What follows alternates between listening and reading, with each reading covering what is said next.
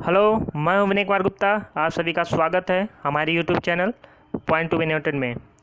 अगर वीडियो आपको अच्छी लगे तो लाइक करिए, शेयर करिए। अगर आप चैनल पर नए हैं तो चैनल को सब्सक्राइब करें। वीडियो का अगला नोटिफिकेशन प्राप्त करने के लिए बेल आइकन को ज़रूर दबाएं। वीडियो को पूरा एंड तक देखें। आज हम सीटेट 2012 प्रथम प्रश्न पत्र को सॉल्व करेंगे। देखते हैं किस प्रकार ये आया हुआ था क्वेश्चन। तो चलिए शुरू करते हैं। पहला है हमारा, जब बच्चा फेल होता है तो इसका तात्पर्य है कि पहला ऑप्शन है बच्चे ने उत्तरों को सही तरीके से याद नहीं किया है। बी ऑप्शन है बच्चे को प्राइवेट ट्यूशन लेनी चाहिए, ये तो बिल्कुल गलत है। व्यवस्था फेल हुई है। आगे देखते हैं, बच्चा पढ़ाई के लिए योग्य नहीं है, तो ये भी गलत है। कभी हम बच्चे को ये नहीं कहेंगे बच्चा योग्य नहीं है, बच्चा ये नहीं कर सकता। तो इस तरह के ऑप्शन जो होते हैं हमेशा गलत रहेंगे। और कभी ये नहीं कहेंगे कि बच्चे को ट्यूशन लगाना चाहिए, क्योंकि जो प्राथमिक विद्यालय में शिक्षक होते हैं उनका क्या काम होता है? उनका तो वही काम होता है ना, शिक्षा प्रदान करना। तो अगर वो नहीं करेंगे तो प्राइवेट ट्यूशन की क्या ज़रूरत होगी? तो इसलिए प्राइवेट ट्यूशन जो है गलत है। तो इसका सही ऑप्शन होगा ऑप्शन सी, व्यवस्था फेल हुई है। मतलब कि व्यवस्था के अंतर्गत आने वाले जो पाठ्यक्रम है, विद्यालय प्रशासन है, शिक्षक हैं, ये असफल हो गए हैं, उस बच्चे को सफल नहीं बना पाए। इसी वजह से इसका सटीक आंसर जो होगा कि व्यवस्था फेल हुई है, जिसकी वजह से बच्चा भी असफल हो गया है। अगला है हमारा दूसरा क्वेश्चन, शिक्षण से अधिगम पर बल देने वाला परिवर्तन हो सकता है। बाल केंद्रित शिक्षा पद्धति अपनाकर, रटने को प्रोत्साहित करके, अग्र शिक्षण की तकनीकी अपनाकर, परीक्षा परिणामों पर केंद्रित करके। तो यहाँ पर रटने जैसी कोई भी शब्द आ जाता है, निगेटिव शब्द आ जाते हैं, वो तो तुरंत वहाँ पर आप गलत कर दीजिए, वो ऑप्शन गलत हो जाएगा। अब इधर ऑप्शन डी में दिया है परीक्षा परिणामों पर केंद्रित होकर, केवल परीक्षा परिणामों पर केंद्रित होकर शिक्षण से अधिगम बल परिवर्तन नहीं हो सकता। तो ये ऑप्शन डी भी गलत हो जाएगा, ये भी गलत हो जाएगा। दोनों में सबसे सटीक है ए ऑप्शन, बाल केंद्रित शिक्षा पद्धति अपनाकर। तो शिक्षण से अधिगम पर बल देने वाला परिवर्तन हो सकता है जब हम शिक्षा पद्धति में बालक को केंद्र मानकर शिक्षा देंगे, अधिगम कराएंगे, तो वो परिवर्तन जो होगा वो प्रभावकारी होगा। तो इसका सटीक आंसर ऑप्शन ए होगा।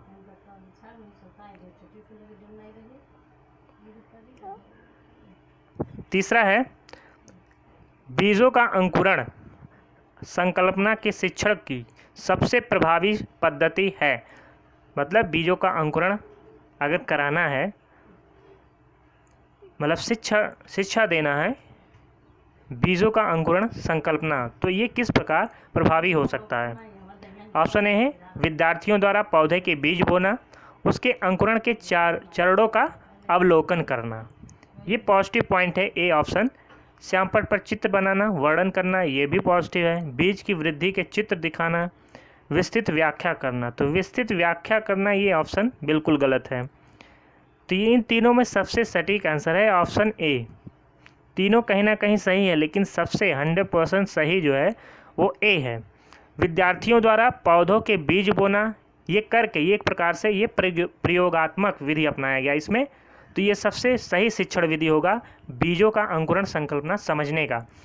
विद्यार्थियों से पौधों के बीज बोना, फिर उसके अंकुरण के चरणों को अवलोकन करना, मतलब देखना किस प्रकार जो है बीजों का जो है अंकुरण हो रहा है, तो इससे उन्हें समझने में आसानी होगी। तो इस यहाँ पर जो है ऑप्शन ए है वो सटीक है।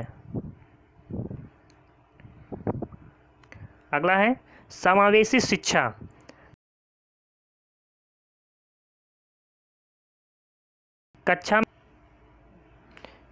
समावेशी शिक्षा कक्षा में विविधता का उत्सव मनाती है, दाखिले संबंधी कठोर प्रक्रियाओं को बढ़ावा देती है, तथ्यों की शिक्षा से संबंधित है। हाशिए पर स्थित वर्गों से शिक्षकों को सम्मिलित करने से संबंधित है। तो समावेशी शिक्षा का मतलब होता है सभी को शामिल करना, चाहे बच्चा किसी भी प्रकार का हो, किसी भी अक्षमता का हो, चाहे वो प्रतिभाशाली हो, मंदबुद्धि बालक हो, सृजनात्मक बालक हो, अब मतलब बधिर हो, अंधा हो, कुछ भी हो, सभी को एक साथ शिक्षा प्रदान करना समावेशी शिक्षा में आता है। तो यहाँ पर ऑप्शन ए में आप देख रहे हैं, कक्षा में विविधता का उत्सव मनाती है। विविधता का मतलब विभिन्न प्रकार के, तो उसमें विभिन्न संस्कृति से आए हुए बच्चे होते हैं, विभिन्न अक्षमता वाले बच्चे होते हैं, उसमें प्रतिभाशाली, मंदबुद्धि सभी उसमें समाहित होती हैं। तो ये तीनों ऑप्शन ए की अपेक्षा सही सटीक नहीं है। तो ऑप्शन ए जो होगा हमारा सही होगा। समावेशी शिक्षा का मतलब ही होता है सभी को समान शिक्षा देना। अगला है, निम्नलिखित में से कौन सा वस्तुनिष्ठ प्रश्न है? कौन सा वस्तुनिष्ठ प्रश्न है? लघुत्तरात्मक प्रश्न, मुक्त उत्तर वाला प्रश्न, सत्य या असत्य, निबंधात्मक प्रश्न। तो इसमें देखने से ही पता चल जा रहा है लघुत्तरात्मक प्रश्न का मतलब होता है कि कुछ लिखना, लघु उत्तर देना, और मुक्त उत्तर वाला प्रश्न मतलब होता है जिसका एक शब्दों में देना होता है उत्तर, और निबंधात्मक मतलब होता है पैराग्राफ लिखकर जो निबंध लिखा जाता है। तो यहाँ पर ऑप्शन सी बचता है जिसमें असत्य या सत्य सीधे केवल कहना होता है। अगर कोई चीज़ आपके सामने रख दिया जाए कि ये सही है या गलत, केवल इसी में आपको बताना होता है। तो ये क्या है? एक प्रकार का वस्तुनिष्ठ प्रश्न है। अगर सही है तो हाँ, और गलत है तो असत्य। तो ये वस्तुनिष्ठ प्रकार का प्रश्न है, ऑप्शन सी।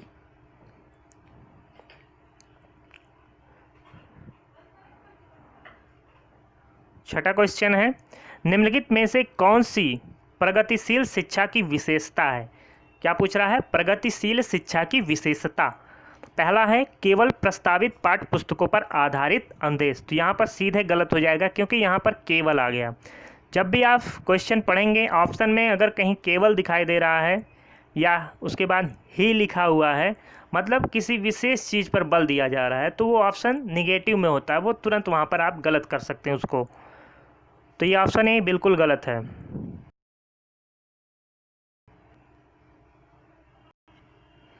तो ऑप्शन ए बिल्कुल गलत है। यहाँ पर केवल पाठ्य पुस्तकों की बात की गई है, प्रगतिशील शिक्षा की विशेषता नहीं है ये।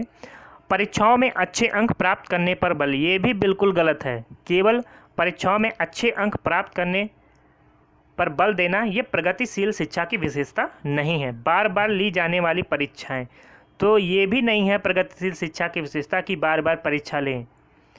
ऑप्शन डी बचता है हमारा, समय सारणी और बैठने की व्यवस्था में लचीलापन होना चाहिए, जिससे विद्यार्थी क्या हो, उसमें इंटरेस्ट लें, पढ़ने में इंटरेस्ट लें। तो ये हो सकता है प्रगतिशील शिक्षा की विशेषता। तभी बच्चे जो है पढ़ने में अपना मन लगाएंगे और विद्यालय टाइम पर आएंगे भी। सातवां है, एक शिक्षक प्रश्न पत्र बनाने के बाद यह जांच करता है कि क्या प्रश्न परीक्षण के विशिष्ट उद्देश्यों की परीक्षा ले रहे हैं। वह मुख्य रूप से प्रश्न पत्र की डैश के बारे में चिंतित हैं। तो एक शिक्षक जो है अगर प्रश्न पत्र बना रहा है तो उसके बाद बनाने के बाद क्या करता है, यह जांच करता है कि क्या प्रश्न परीक्षण के जो उद्देश्य हैं, विशिष्ट उद्देश्य हैं, उसकी परीक्षा ले रहा है कि नहीं, ये प्रश्न पत्र बनाने के बाद जांच करते हैं। तो उसमें क्या किस चीज़ के बारे में वो चिंतित रहते हैं। ऑप्शन ए संपूर्ण विषय वस्तु को शामिल करने, प्रश्नों के प्रकार, विश्वसनीयता, वैधता। तो प्रश्नों के प्रकार तो उसने तो शामिल कर ही दिया है, वो बनाया तो अपने विश्वास से ही तो बनाया है, और वैधता भी है। तो वो चिंतित बस इस बात से होते हैं कि जो पाठ्य पुस्तक का को जो संपूर्ण सिलेबस है, क्या हमने सभी टॉपिक से जो प्रश्न है वो शामिल किया है कि नहीं, इस चीज़ के लिए वो चिंतित होते हैं। तो यहाँ पर ऑप्शन ए हमारा सही हो जाता है, संपूर्ण विषय वस्तु को शामिल करने में वो चिंतित रहते हैं। प्रश्न पत्र बनाने के बाद वो जांच करते हैं कि क्या संपूर्ण विषय वस्तु शामिल किया गया है कि नहीं।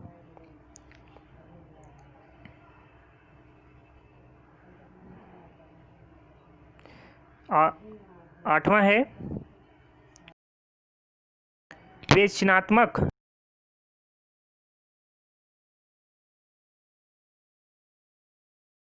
रूप से तर्कड़ा नहीं करनी चाहिए। तो ये तो बिल्कुल गलत है, स्वतंत्र रूप से तर्कड़ा करनी चाहिए, ना कि नहीं। बच्चे स्कूल से बाहर क्या सीखते हैं या अप्रासंगिक हैं, ये भी गलत है, क्योंकि बच्चों को बाहर से भी सीखना चाहिए। सी है शिक्षार्थियों के अनुभव और प्रत्यक्ष महत्वपूर्ण होते हैं। तो यहाँ पर जो है विवेचनात्मक शिक्षा शास्त्र का यह दृढ़ विश्वास होता है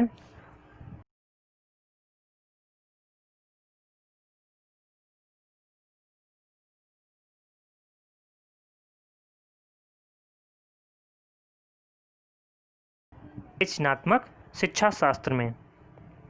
तो यहाँ पर ऑप्शन सी सही हो जाता है। ऑप्शन डी क्या है, एक शिक्षक को हमेशा कक्षा कक्ष के अनुदेशन को नेतृत्व करना चाहिए। तो ये हमेशा यहाँ पर कंडीशन आ गया, तो ये तुरंत यहाँ पर गलत हो जाएगा। तो यहाँ पर सटीक आंसर जो है ऑप्शन सी होगा, शिक्षार्थियों को अनुभव और प्रत्यक्षण महत्वपूर्ण होते हैं। व्याख्या देख लेते हैं। विवेचनात्मक शिक्षा शास्त्र यह दृढ़ विश्वास है कि शिक्षार्थियों के अनुभव और प्रत्यक्षण महत्वपूर्ण होते हैं। विवेचनात्मक शिक्षा शास्त्र बाल केंद्रित शिक्षण प्रक्रिया पर बल देता है। तो विवेचनात्मक शिक्षा शास्त्र किस पर बल देता है, बाल केंद्रित शिक्षण प्रक्रिया पर। यह मानता है कि बालक अपने ज्ञान का निर्माण स्वयं करते हैं। बालक के अनुभव, विचारों, भावनाओं, प्रत्यक्षण आदि महत्वपूर्ण मानता है। इन्हें नए अनुभव का आधार स्वीकार करता है। तो आप समझ गए होंगे।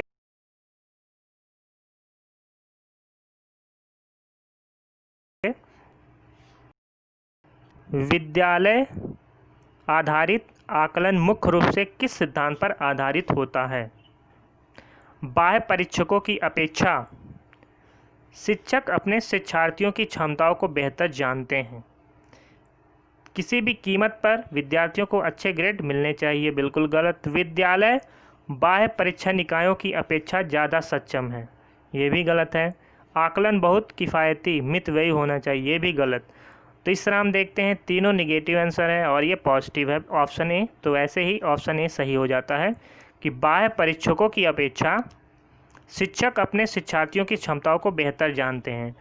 क्योंकि जहाँ बच्चा पढ़ रहा है, जिस शिक्षक से पढ़ रहा है, तो वो शिक्षक अपने विद्यार्थियों को, उनकी क्षमताओं को अच्छे तरीके से और बेहतर तरीके से जानेगा, ना कि जो बाहरी शिक्षक हैं जिनसे वो नहीं पढ़ा है, वो शिक्षक उनके बारे में, उन विद्यार्थियों के बारे में सही तरीके से नहीं जान सकते हैं। तो विद्यालय आधारित आकलन मुख्य रूप से इन्हीं सिद्धांतों पर आधारित होता है। ऑप्शन ए इसका सही होगा। 10वां है शिक्षार्थी वैयक्तिक विभिन्नता प्रदर्शित करते हैं, अतः शिक्षक को सीखने के विविध अनुभव को उपलब्ध कराना चाहिए। कठोर अनुशासन सुनिश्चित करना चाहिए, ऑप्शन बी गलत है। परीक्षाओं की संख्या बढ़ा देनी चाहिए, ये भी गलत है। अधिगम की एक समान गति पर बल देना चाहिए, ये भी गलत है। एक समान गति पर बल नहीं दे सकते हैं, क्योंकि शिक्षार्थी जो है उनकी मतलब भिन्नता पाई जाती है उनमें, वैयक्तिक विभिन्नता। कोई तेज़ गति से सीखता है, कोई मंद गति से सीखता है, उनमें बहुत सारी अक्षमताएं भी होती हैं, जिसकी वजह से उनमें अधिगम जो है उनकी गति अलग अलग होती है सीखने की। तो इसमें ऑप्शन ए सही होगा, सीखने के विविध अनुभवों को उपलब्ध कराना चाहिए शिक्षकों को। क्योंकि शिक्षार्थी जो है विभिन्न मतलब वैयक्तिक विभिन्नता पाई जाती हैं शिक्षार्थियों में। किसी की मतलब हर जो विद्यार्थी होते हैं उनके सीखने की जो गति होती है, सीखने की क्षमता होती है, वो अलग अलग होती है। इसीलिए विविध शिक्षण अनुभवों को लाना होता है शिक्षकों को। अगला है निम्नलिखित में से कौन सा विकास का सिद्धांत है। ऑप्शन ए है सभी की विकास दर समान नहीं होती है, विकास हमेशा रेखीय होता है, यह निरंतर चलने वाली प्रक्रिया नहीं है। तो यहाँ पर नहीं है, ये गलत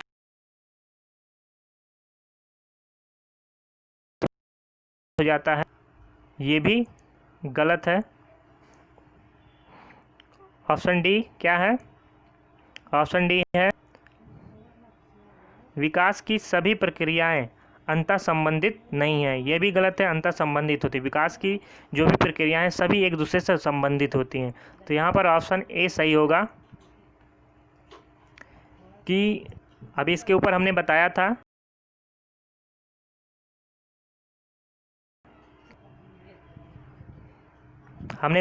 था कि सभी शिक्षार्थियों का जो विकास दर होता है वो समान नहीं होता है। तो ये विकास का सिद्धांत है। तो ऑप्शन ए यहाँ पर सही होगा। 12 पर चलते हैं हम। अब देख लेते हैं इसमें विकास के सिद्धांत भी दिए गए हैं, नाम देख लेते हैं। निरंतरता का सिद्धांत,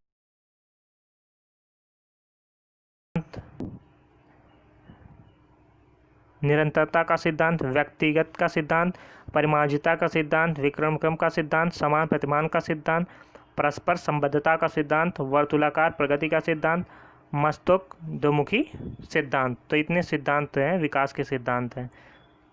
विकास के सिद्धांत पे हमने पढ़ाया था पूरा, उसको एक बार आप वीडियो जाके देख सकते हैं वहाँ पर।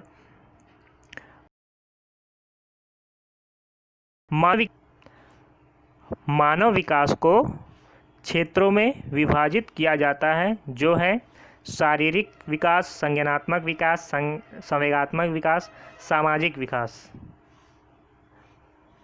तो ऑप्शन ए को देखने से ही पता चल जाता है, क्योंकि यहाँ पर है आध्यात्मिक विकास, तो ये ज़रूरी नहीं है मानव के लिए।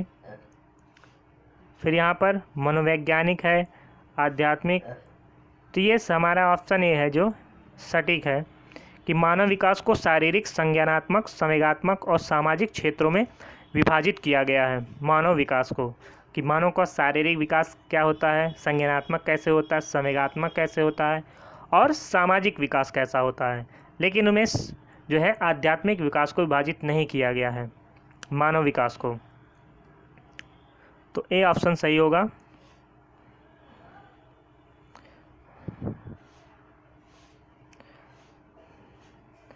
तेरह क्वेश्चन पे आते हैं। एक शिक्षिका पाठ्य पुस्तक और फल सब्जियों को कुछ चित्रों का प्रयोग करती है और अपने विद्यार्थियों से चर्चा करती है। विद्यार्थी इस जानकारी को अपने पूर्व ज्ञान से जोड़ते हैं और पोषण की संकल्पना को सीखते हैं। ये उपागम डैश पर आधारित है। तो ऑप्शन ए है अधिगम के शास्त्रीय अनुबंधन, पुनर्बलन के सिद्धांत, अधिगम के सक्रिय अनुबंधन, ज्ञान का निर्माण। तो यहाँ पर ऑप्शन डी सही होगा, ज्ञान का निर्माण। क्योंकि शिक्षिका क्या करती है, विद्यार्थियों के सामने फल सब्जियों के चित्र को रखती है और विद्यार्थी क्या करते हैं, उसको देखकर अपने पूर्व ज्ञान से उसको जोड़ते हैं और समझने की कोशिश करते हैं। तो इससे क्या होता है, उनमें अवलोकन करने की क्षमता का विकास होता है, जिससे उनमें ज्ञान का निर्माण होता है। कि बच्चा जो है अगर देखकर कुछ सीखता है, अवलोकन करके सीखता है, तो क्या होता है, ज्ञान का निर्माण होता है उनमें। तो ये किस पर आधारित है, ज्ञान के निर्माण पर। ऑप्शन डी यहाँ पर सही होगा। अगला है जब बच्चे की बच्चा रोने लगता है, तो बच्चा किस कारण से रोता है। सामाजिक दुश्चिंता, संवेगात्मक दुश्चिंता, अजनबी दुश्चिंता, वियोग दुश्चिंता। यहाँ पर संवेगात्मक दुश्चिंता होगा, क्योंकि बच्चा क्या होता है, वो अपने माँ से लिपटा हुआ है, तो वो उसके अंदर क्या है, संवेगात्मक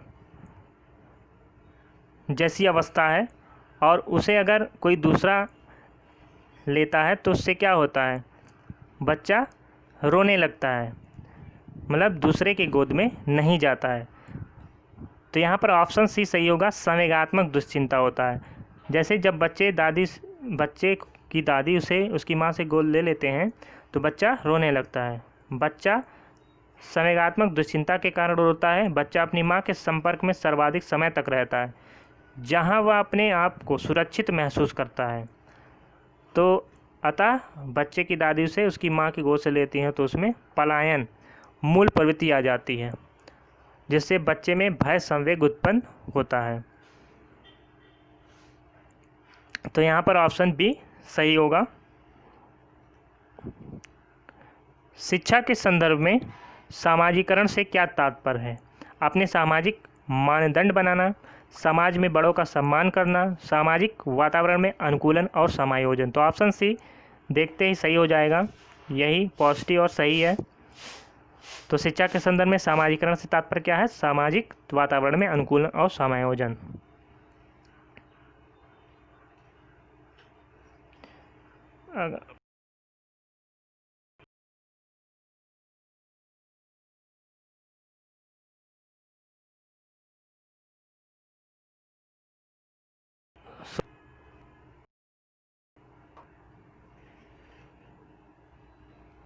राज्य स्तर की एक एकल गायन प्रतियोगिता के लिए विद्यार्थियों को तैयार करते समय एक विद्यालय लड़कियों को वरीयता देता है। यह दर्शाता है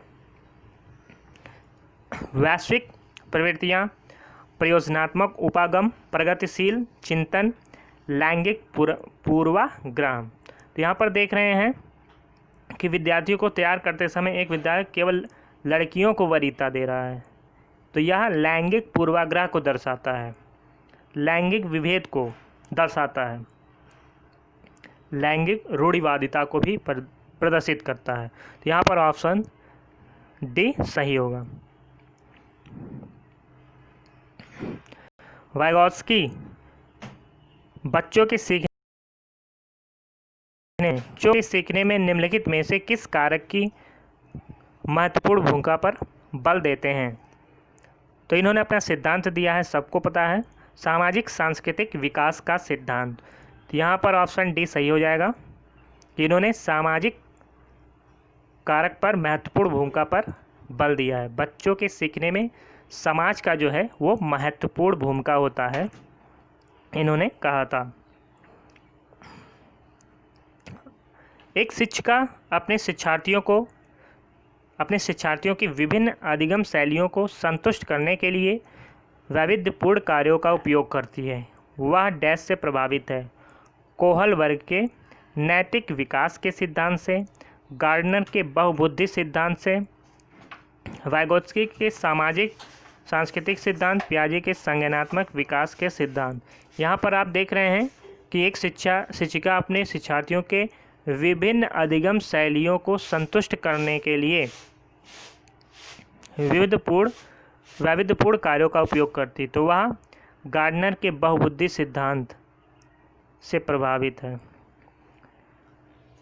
क्योंकि विभिन्न सारी अधिगम शैलियों को वो अपनाती है अपने शिक्षार्थियों को संतुष्ट करने के लिए।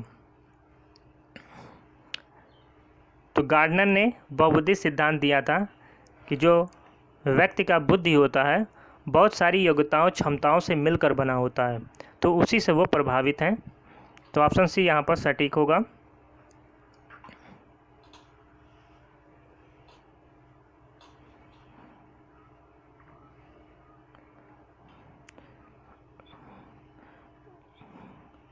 गार्डनर ने कुल 7 तरह के बुद्धि बताते हुए कहा है कि ये सातों परस्पर एक दूसरे से स्वतंत्र और प्रत्येक के क्रियाशील होने के ढंग अलग अलग होते हैं। तो बहुबुद्धि का सिद्धांत किसने दिया था? गार्डनर ने। कितने बुद्धि बताए थे उन्होंने? 7 बुद्धि सिद्धांत बताए थे। तो उन्होंने 1983 ईस्वी में अपना सिद्धांत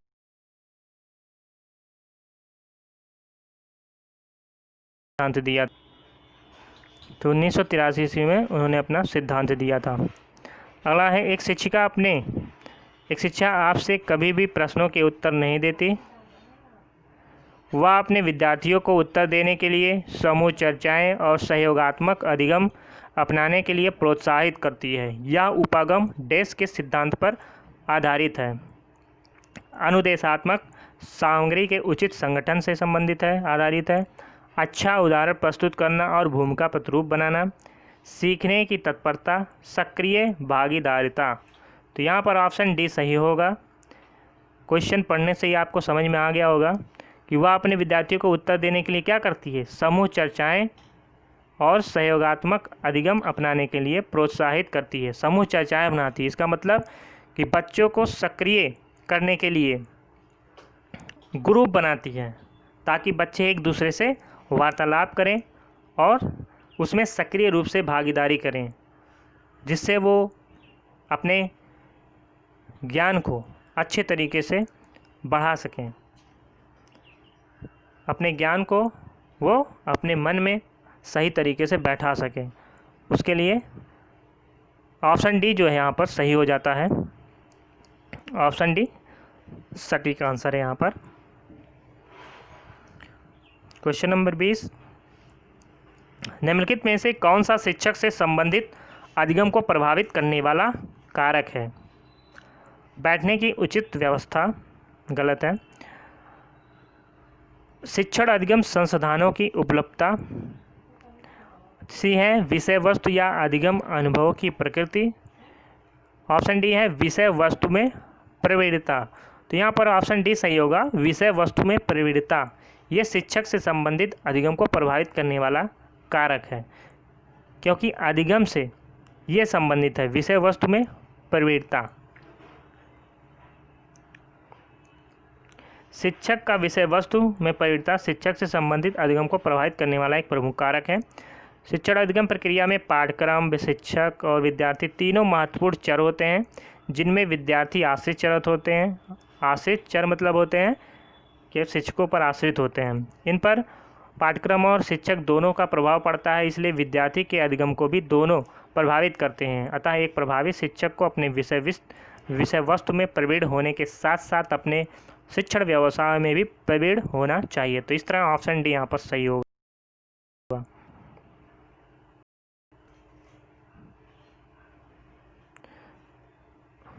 क्वेश्चन नंबर 21, क्वेश्चन नंबर 21 पे आते हैं। कोहलबर्ग के अनुसार शिक्षक बच्चों में नैतिक मूल्यों का विकास कर सकता है। धार्मिक शिक्षा को महत्व देकर बिल्कुल गलत, व्यवसाय के स्पष्ट नियम बनाकर बिल्कुल गलत, नैतिक मुद्दों पर आधारित चर्चाओं में उसे शामिल करके, ये ऑप्शन सही लग रहा है। कैसे व्यवहार किया जाना चाहिए, इस पर कठोर निर्देश। यहाँ पर कठोर निर्देश देकर ये ऑप्शन गलत कर देता है। तो यहाँ पर ऑप्शन सी सही है कि अगर बच्चों में नैतिक मूल्यों का विकास करना है तो उसके सामने जो है नैतिक मुद्दों पर आधारित चर्चाओं को शामिल करेंगे, तभी उनमें नैतिक मूल्यों का विकास होगा।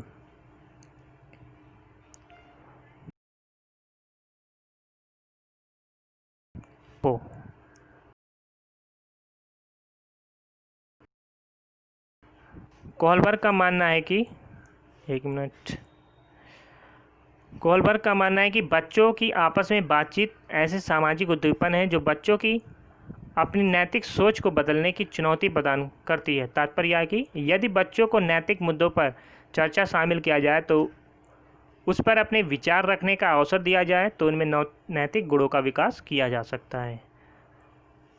क्वेश्चन नंबर 22, छोटे शिक्षार्थियों को कक्षा में समवयस्कों के साथ अंतःक्रिया करने के लिए प्रोत्साहित करना चाहिए, जिससे वे एक दूसरे से प्रश्नों के उत्तर सीख सकें, पाठ्यक्रम में बहुत जल्दी पूरा किया जा सके, वे पढ़ने के दौरान सामाजिक कौशल सीख सकें, शिक्षक में बेहतर तरीके से नियंत्रित कर सकें। तो जो छोटे शिक्षार्थी होते हैं उनको कक्षा में समवयस्कों के साथ अंतःक्रिया करने के लिए प्रोत्साहित करते। तो अगर छोटे लोग बड़े से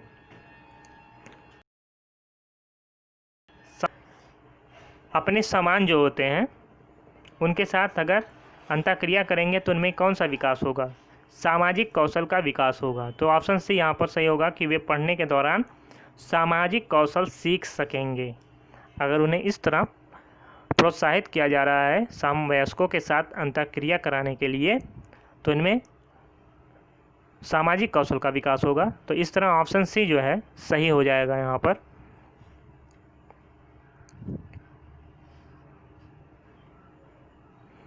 यहाँ पर लिखा है कि बालक के सामाजिक विकास में विद्यालय का सर्वाधिक महत्वपूर्ण स्थान होता है। विद्यालय में बालक को अपने समवयस्कों, अध्यापकों या अपने से वयस्क छात्रों से मिलने जुलने, परस्पर सहयोग करने और विभिन्न प्रकार के सामूहिक क्रियाओं में भाग लेने के अवसर दिए जाते हैं। तो इस तरह विद्यालय में जो छोटे शिक्षार्थी होते हैं, अपने से ऊपर जो सीनियर होते हैं, उनसे बातचीत करने का अवसर दिया जाना चाहिए।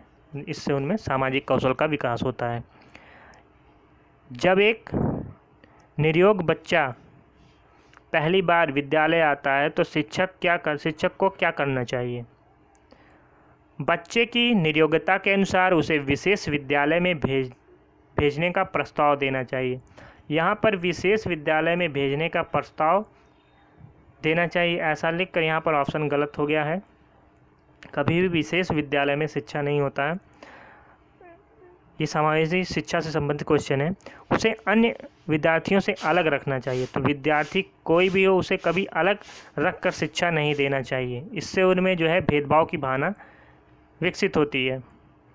तो ऑप्शन ए भी गलत हो जा रहा है। ऑप्शन बी, सी देखते हैं। कड़ी योजना विकसित करने के लिए बच्चों के माता पिता के साथ चर्चा करनी चाहिए। ऑप्शन डी है, प्रवेश परीक्षा लेनी चाहिए। तो ये भी गलत है। तो यहाँ पर ऑप्शन सी सही हो जाता है। व्याख्यान देखते हैं क्या कहता है इसमें। जब एक निरयोग बच्चा पहली बार विद्यालय आता है तो शिक्षक को सहकारी योजना विकसित करने के लिए बच्चों के माता पिता के साथ चर्चा करना चाहिए। शिक्षा का अधिकार अधिनियम 2009 क्या कहता है कि 6 से 14 वर्ष तक की आयु के प्रत्येक बच्चे के लिए शिक्षा प्राप्त करना उनका अधिकार है और वो निःशुल्क दिया जाता है और अनिवार्य होता है। इसी प्रकार समावेशी शिक्षा व्यक्तिगत विभिन्नता को नज़रअंदाज करते हुए प्रत्येक बच्चे को सामान्य विद्यालय में और सामान्य कक्षा में शिक्षा प्राप्त करने का अवसर देता है। तो इस तरह आप समझ गए होंगे। ऑप्शन सी इसका सही होगा। अगला है, पियाजे के संज्ञानात्मक विकास के चरणों के अनुसार इंद्रिय गामक, जिसको संवेदिक प्रेरक अवस्था भी बोलते हैं, किसके साथ संबंधित है? अनुकरण, स्मृति और मानसिक निरूपण। इंद्रिय गामक अवस्था ये पहली अवस्था है 0 से 2 वर्ष जो मानी जाती है। ऑप्शन बी है तार्किक रूप से समस्या समाधान की योग्यता। तो यहाँ पर ऑप्शन बी तो बिल्कुल गलत हो जाएगा, क्योंकि तार्किक रूप से समस्या समाधान की योग्यता तीसरी उनकी जो अवस्था है मूर्त संक्रियात्मक, उसमें आ जाती है। विकल्पों के निर्वाचन और विश्लेषण करने की योग्यता ये चौथे में आ जाएगा। सामाजिक मुद्दों पर सहयोग ये भी गलत होगा। तो जो 0 से 2 वर्ष के बालक होते हैं इंद्रिय गामक अवस्था में आते हैं। तो ये ऑप्शन सी यहाँ पर सही, ये अनुकरण करते हैं, उसमें मतलब नकल करने की प्रवृत्ति उसमें होती है। स्मृति और मानसिक निरूपण होता है उनमें। तो ये ऑप्शन सी यहाँ पर सही होगा। कितनी अवस्थाएं बताई हैं? जीन पियाजे ने 4 अवस्थाओं को बताया है। पहली अवस्था क्या है? इंद्रिय गामक या संवेदी प्रेरक अवस्था जो 0 से 2 वर्ष होता है। फिर दूसरी अवस्था क्या होता है? कमेंट करके आप बताइए चारों अवस्था क्या क्या होती हैं। अगला हमारा क्वेश्चन है, मानव व्यक्तित्व परिणाम है। मानव व्यक्तित्व परिणाम है पालन पोषण और शिक्षा का, आनुवांशिकता और वातावरण की अंतर्क्रिया का, केवल वातावरण का, केवल अंश। तो केवल वाले दोनों गलत हो जाएंगे। तो मानव व्यक्तित्व परिणाम है पालन पोषण और शिक्षा का नहीं, ये आनुवंशिकता और वातावरण की अंतःक्रिया का परिणाम होता है। तो यहाँ देखते ही आप ऑप्शन बी ही लगाएंगे। अगला है हमारा, शिक्षण अधिगम प्रक्रिया में व्यक्तिगत रूप से ध्यान देना महत्वपूर्ण है, क्योंकि शिक्षार्थी हमेशा समूहों में ही बेहतर सीखते हैं। हमेशा तो ये बोलना गलत है कि हमेशा समूहों में बेहतर सीखते हैं। शिक्षक प्रशिक्षण कार्यक्रमों में ऐसा ही बताया गया है, तो ये भी गलत है। इससे प्रत्येक शिक्षार्थी को अनुशासित करने के लिए शिक्षकों को बेहतर अवसर मिलते हैं, तो ये भी गलत है। बच्चे की विकास दर भिन्न होती है और वे भिन्न तरीके से सीख सकते हैं, तो ये सही ऑप्शन है कि शिक्षण अधिगम प्रक्रिया में अगर व्यक्तिगत रूप से ध्यान देना महत्वपूर्ण है। क्यों महत्वपूर्ण है व्यक्तिगत रूप से? क्योंकि बच्चा जो है उनमें जो विकास होता है, विकास की दर क्या होती है? भिन्न भिन्न होती है, इसलिए भिन्न तरीक़ों से वह सीख सकते हैं। तो ऑप्शन डी यहाँ पर सही होगा। 27 नंबर क्वेश्चन, निम्नलिखित में से कौन सी समस्या समाधान की वैज्ञानिक पद्धति का पहला चरण है? कौन सी समस्या समाधान की वैज्ञानिक पद्धति का पहला चरण है? ऑप्शन है प्राकल्पना का परीक्षण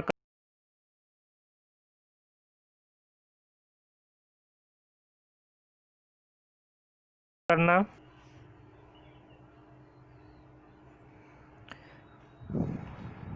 निम्नलिखित में से कौन सी समस्या समाधान की वैज्ञानिक पद्धति का पहला चरण है?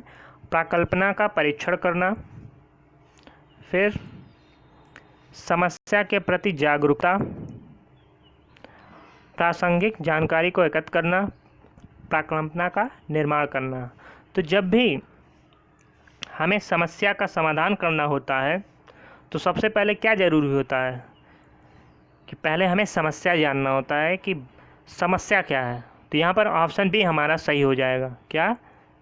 समस्या के प्रति जागरूकता। अगर हम समस्या जान जाएंगे तो उसका निदान भी, उसका उपचार भी हम कर सकते हैं। तो समस्या जानने का मेथड जो होता है वो उसको बोलते हैं निदानात्मक परीक्षण बोलते हैं।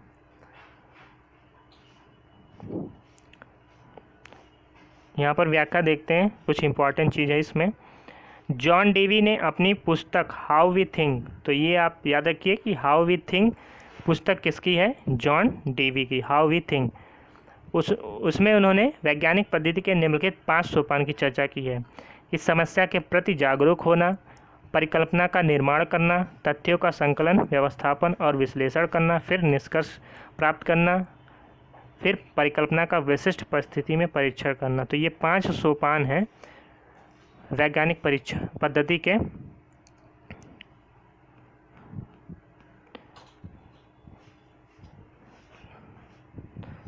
अगला आते हैं हम, निम्नलिखित में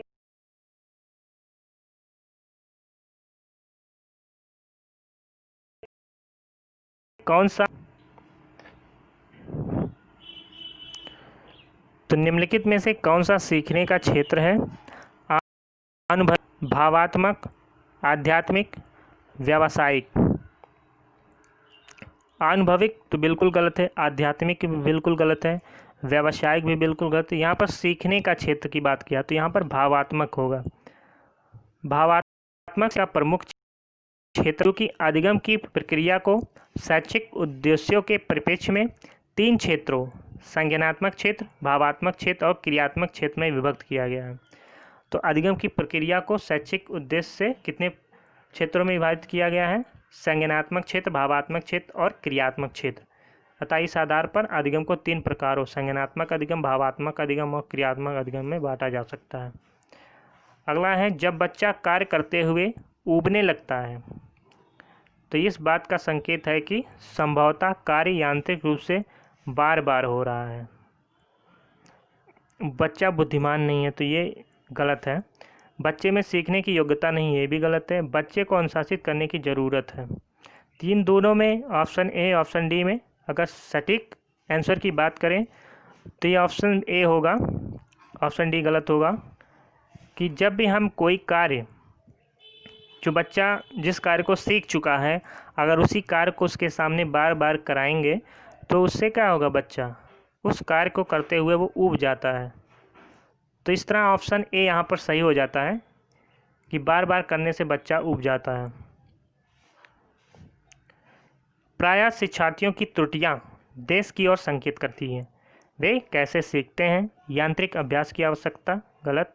सीखने की अनुपस्थिति, गलत। शिक्षार्थियों के सामाजिक आर्थिक स्तर, ये गलत। ऑप्शन ए सही होगा, क्योंकि विद्यार्थी जो त्रुटियाँ करते हैं वो भी अधिगम का एक भाग होती हैं। मतलब उससे ये पता चलता है कि बच्चा जब सीख रहा होता है तो उसमें क्या क्या गलतियाँ करता है, कहाँ कहाँ पर गलतियाँ करता है, इन चीज़ों का पता चलता है उसके अधिगम में। तो प्रायः शिक्षार्थियों की त्रुटियाँ क्या होती हैं, किसकी ओर संकेत करती हैं? उनके सीखने की ओर संकेत करती हैं कि वो कैसे सीख रहे हैं। तो यहाँ पर ऑप्शन ए जो होगा सही होगा। तो ये थे हमारे 30 क्वेश्चन जो सीटेट 2012 में आए हुए थे। तो वीडियो आपको, अगर आप चैनल पर नए हैं तो चैनल को सब्सक्राइब करें। वीडियो का अगला नोटिफिकेशन प्राप्त करने के लिए बेल आइकन को ज़रूर दबाएं। तब तक के लिए धन्यवाद।